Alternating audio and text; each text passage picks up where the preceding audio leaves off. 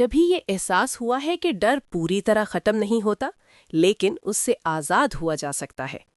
डर हमारा दुश्मन नहीं, ना ही हमारी कमजोरी। ये सिर्फ एक इशारा होता है, एक पैगाम जो समझा जाए तो अपनी ताकत खो देता है। और शायद आज़ादी का मतलब भी यही होता है।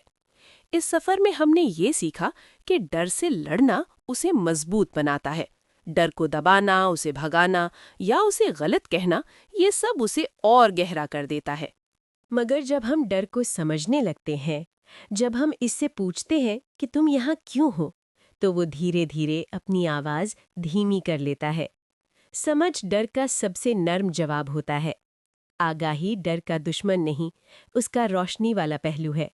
जब हम अपनी सोचों, अपने यकीन और अपनी आदतों को देखना सीख लेते हैं, तो डर अंधेरे में छुपा नहीं रहता, रोशनी में आ जाता है। रोशनी में आते ही उसकी शिद्दत कम हो जाती है। डर वहीं रहता है, लेकिन उसका इख्तियार अब हमारे हाथ में होता है। डर से आज़ादी का मतलब बेदार होना नहीं होता। आज़ादी का मतलब होता है डर के बावजूद चलना, सोच के बावजूद फैसला लेना और खौफ के साथ भी जिंदगी को महसूस करना। जब डर हमारा रहनुमा बन जाता है, जंजीर नहीं, तो हम जीना सीख जाते हैं पूरी तरह।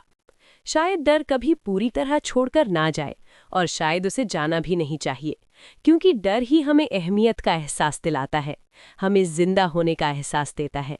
फर्क सिर्फ इतना है कि अब हम डर के पीछे नहीं चलते, बल्कि डर हमारे साथ चलता है, और यही रिश्ता आज़ादी की पहचान होता है।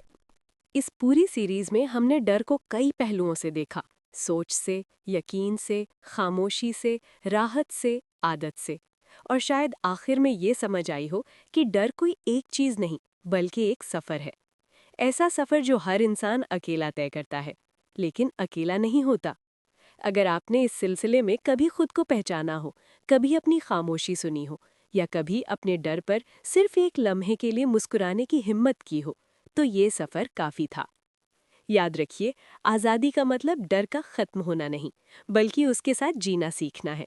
और शायद यही ज़िंदगी का सबसे नर्म, सबसे सच्चा सच है।